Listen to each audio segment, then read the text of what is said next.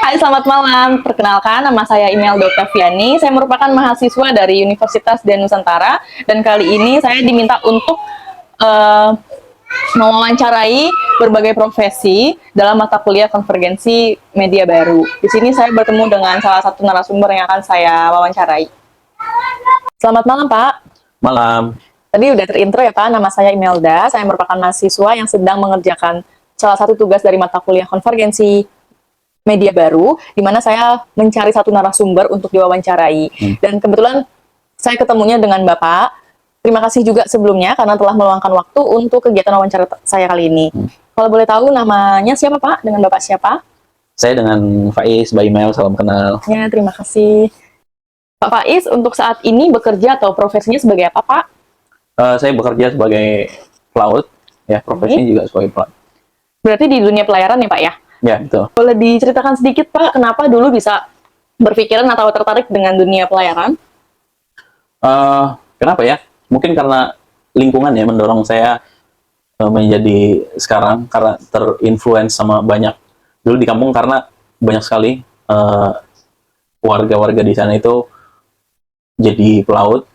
Ternyata pelaut itu banyak jenisnya ya. Ada perikanan, ada kapal barang, kapal minyak, ada kapal penumpang, ada di offshore, migas, dan lain sebagainya, ternyata banyak. Ya, mungkin saya tertantang juga pengen jadi pelaut. Oke, Pak. Kalau gitu berarti di Bapak sendiri ini di bidang apa? Pelayarannya perikanan kah? Atau di bidang yang tadi Bapak sebutkan? Kalau saya kebetulan di migas, di offshore. Di offshore ya, Pak ya. Dulu itu memutuskan ambil sekolah pelayaran ini sebenarnya keinginan sendiri atau ada tuntutan dari orang tua, Pak, misalnya? Kalau tuntutan sih nggak ada ya. Jadi lebih ke apa ya? Mungkin karena lingkungan banyak itu tadi. Jadi Termotivasi ya, Pak?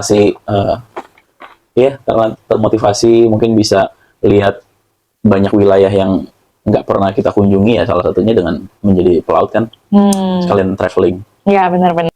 Oke, Pak, kalau Bapak sendiri kan tadi bilang di bidang offshore ya, Pak, di pelayaran.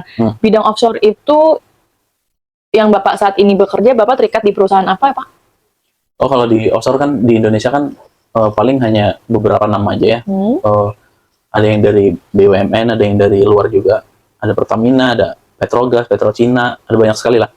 Cuman saya kebetulan di Pertamina, tapi sebagai support. Jadi support untuk pengeboran untuk perusahaan Pertamina. Dengan nama perusahaannya apa, Pak? Kalau nama perusahaan saya PT Silo Maritim Perdana, TBK. Oh ya, baik. Ini jujur saya masih pertama kali dengar sih, Pak ya. Ternyata dari Pertamina sendiri punya tim supportnya, yang kita tahu kan Pertamina memang independen aja. Nah, sudah berapa tahun Bapak di PT Silo? Kalau di Silo itu udah lumayan lama ya, dari 2018. Cuman kalau untuk bergabung di Pertamina itu baru ya 2 tahun lebih lah ya.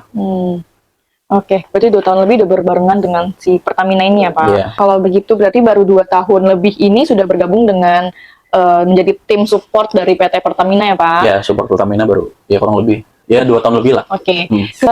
Saya mau tahu dong, Pak, kerjaan sehari-hari Pak Faiz dan tim di kapal itu bagaimana, Pak? Oh, kalau pekerjaan sehari-hari sebagai tim di kapal itu tergantung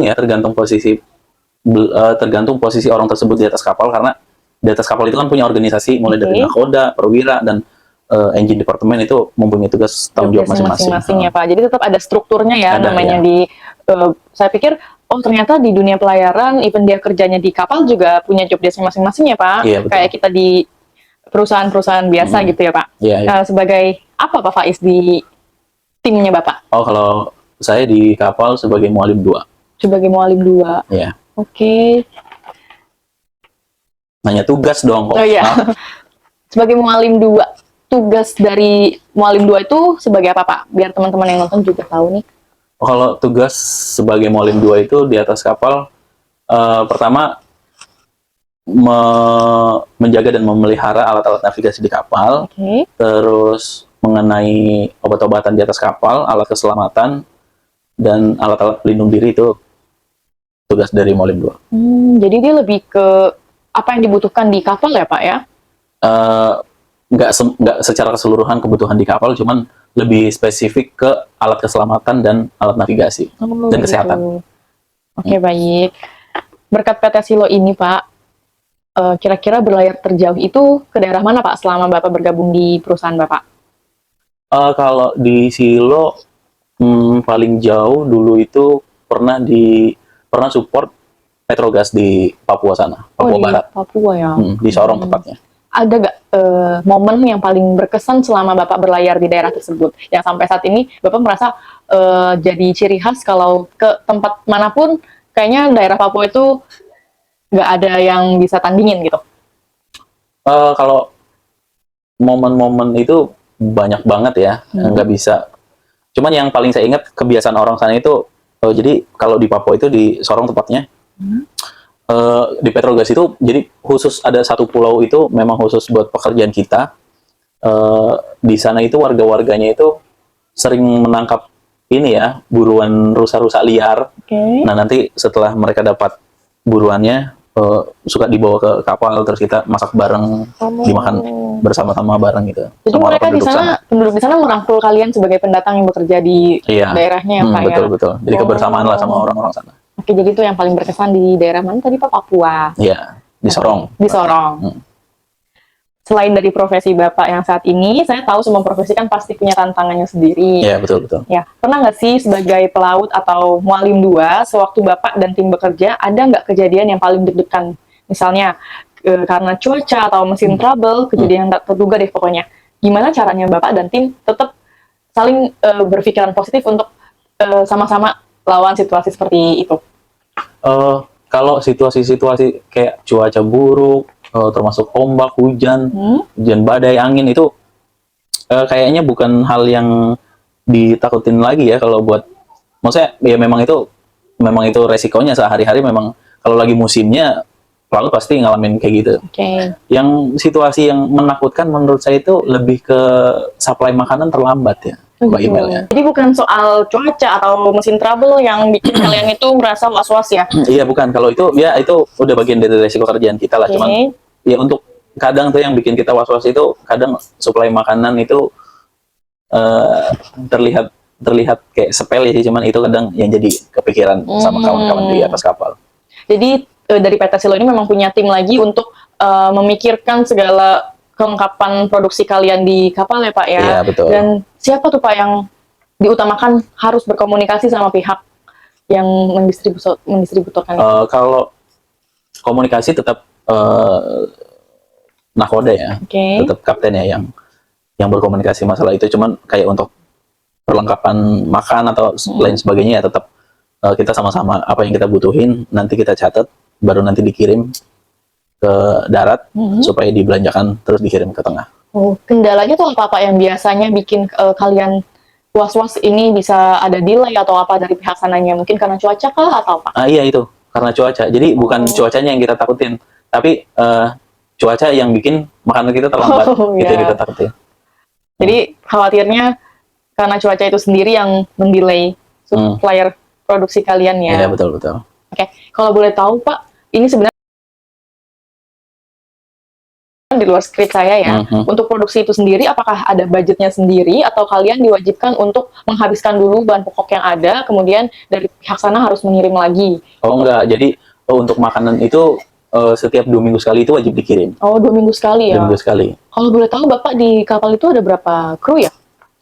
Kalau di kapal saya itu jumlahnya 10 ya. 10 orang. 10 orang udah termasuk nakoda dan lain-lain. Iya.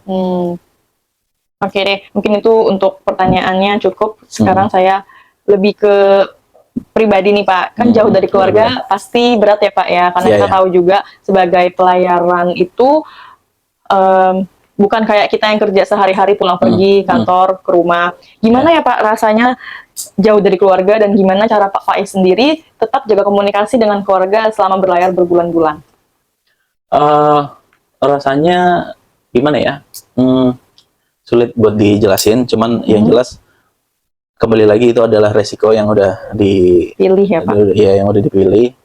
Yang jelas kalau hubungan dengan keluarga ya yang penting komunikasi sih. Selama wifi di kapal menyala, pokoknya komunikasi tetap jalan. Jadi kalian di sana tetap pakai wifi dari Kapal ya? Nggak bisa kalau pakai jaringan sendiri gitu ya, Pak? Oh, nggak ada, karena di sana nggak ada pulau, nggak kelihatan sama sekali.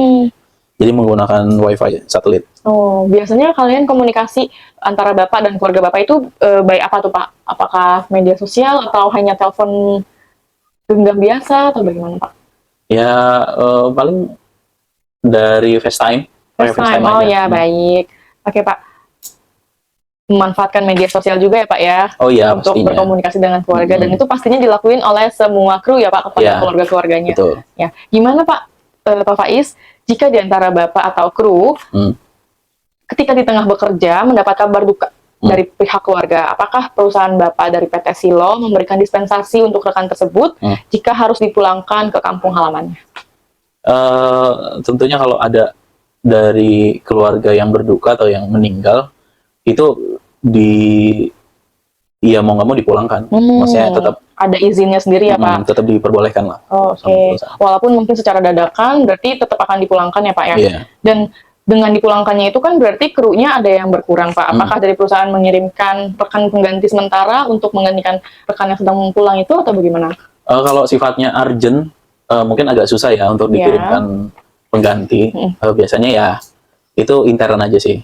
Gitu. Jadi kayak dikasih waktu beberapa hari untuk bertemu dengan keluarganya. Ya, udah dijadwalkan lagi untuk berangkat lagi. Oke, baik. Yang penting kan dia bisa menghadiri. Iya. Ini kita kalau bicara kedukaan ya, Pak ya. Betul. Oke, ini sekarang saya mau tanya soal keamanan. Gimana menurut Bapak untuk mastiin semua kru serta Bapak sendiri itu paham dan patuh dengan semua prosedur keamanan yang ada di kapal? Itu dia, itu salah satu job desk saya sebagai Mualim 2. Jadi kami di kapal itu selalu melakukan drill.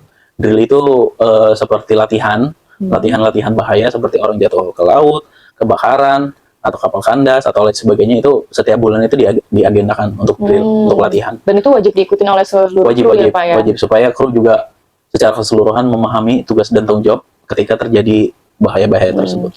Oh iya, Pak. Berarti dengan seperti itu, kalian sudah terbiasa bekerja dengan APD ya, Pak? Maksudnya dengan kelengkapan dalam keselamatan kerja, sehingga adanya pelatihan atau drill itu membuat kalian di kapal merasa tetap harus safety dalam menjaga keamanan, keselamatan. Ya, keselamatan. Ini yang terakhir nih, Pak, harapan dan pesannya. Menurut Pak Faiz, apa sih yang bikin PT Silo beda atau bahkan spesial dibanding perusahaan kelautan lain? Apa ya? Mungkin saya juga nggak terlalu banyak join di perusahaan-perusahaan pelayaran lain. Cuman yang saya rasakan di Silo ya mungkin karena ada cutinya ya. Apalagi di offshore kan peraturannya kan. Ini ada 2 pertanyaan terakhir sebagai penutup ya, Pak. Lebih ke harapan dan pesan. Menurut Pak Faiz, apa sih yang bikin PT perusahaan Bapak atau PT Silo ini beda atau bahkan spesial dibandingkan perusahaan kelautan lainnya? Kalau untuk perusahaan-perusahaan pelayaran lain yang bergerak atau mensupport di offshore juga saya nggak begitu banyak ya yang saya ikutin. Cuman yang saya rasakan di perusahaan ini ya mungkin karena cuti ya. Cutinya lebih jelas. Apalagi di offshore itu kan tidak boleh lebih dari 90 hari ya peraturannya. Gitu ya, Pak ya. Jadi ada beberapa perusahaan mungkin yang tidak menerapkan seperti itu ya, apalagi di dunia offshore ya. Iya. Oh, jadi kalau di dunia offshore itu udah pasti tidak boleh lebih dari atau bahkan tidak memiliki jatah cuti atau libur ya, Pak ya? Iya, wajib. Soalnya kan tingkat kesetresannya kan lebih tinggi karena dia di tengah terus kan. Oke. Nah, ini pertanyaan terakhir ya, Pak, sebagai penutup. Ada nggak pesan-pesan buat anak muda yang nonton atau mungkin Bapak punya anak sendiri yang akan di masa depannya pengen jadi pelaut atau menjadi seorang mualim seperti Pak Faiz? Ya nggak harus jadi pelaut sih ya, maksudnya apapun pekerjaan atau cita-cita ya atau profesi yang kalian mau atau anak-anak muda mau ya, yang penting bertanggung jawab dengan pekerjaan dan tahu resikonya. Ya harus menguasai bidang tersebut, gitu aja sih. Ya, karena penting ya, Pak, bagi segala profesi kita harus bertanggung jawab, harus melakukan pekerjaan sesuai SOP misalnya. Iya, betul. Oke, baik Pak Faiz, terima kasih. Saya ada 2 kertas yang bisa Bapak baca. Jadi di tugas saya ini, saya diminta untuk ada segmen yang membahas tentang penambangan dan lingkungan. Dan kebetulan kan saya bertemunya sama Bapak, cocok nih menurut saya dengan tema yang saya bawakan kali ini. Saya di sini udah cari juga 2 pertanyaan itu. Kalau boleh tahu, Pak, offshore sendiri itu apa ya, Pak? Offshore itu ya simpelnya kegiatan pengeboran di tengah laut. Itu simpelnya. Oke. Pengeboran tengah laut ya. Ya. Tujuan utamanya tuh apa Pak? Adakah tujuan dari kegiatan offshore sendiri? Tujuannya ya untuk mencari minyak mentah Yang akan yang akan disebarluaskan. diolah menjadi berbagai bahan bakar seperti ya bahan bakar udah sampai bahan bakar aja. Oke. Ada satu lagi pertanyaannya Pak, ada nggak dampak negatif atau bahkan positifnya dari kegiatan offshore itu sendiri yang Bapak rasakan dan itu udah jadi teori gitu misalnya? Kalau dampak untuk lingkungan ya mungkin kalau terjadinya tumpahan minyak atau lain sebagainya kan itu bisa merusak lingkungan atau Ekosistem. biota di dalam laut kan. Ya. Pernah nggak tuh Pak ada kejadian seperti itu yang Bapak alami dan kru di tengah? Kalau di saya alhamdulillah belum ya, dan jangan sampai lah ya. Cuman kalau untuk berita-berita tumpahan minyak itu kan banyak sekali ya. Ya itulah salah satu sebab yang bisa merusak lingkungan ya itu tumpahan-tumpahan minyak. Oke deh Bapak, kurang lebihnya ini sudah menjawab semua pertanyaan dari skrip yang saya bikin. Terima kasih banyak karena Bapak telah menjelaskan kurang lebih dari pengalaman Bapak sendiri dan bisa ditonton oleh seluruh kalangan yang akan menonton video ini. Ya, Pak, terima kasih Bapak, silakan diminum dulu ya Pak. Sama-sama. Ya, sekian dari wawancara saya kali ini. Kurang lebihnya mohon maaf. Wassalamualaikum warahmatullahi wabarakatuh. Waalaikumsalam warahmatullahi wabarakatuh.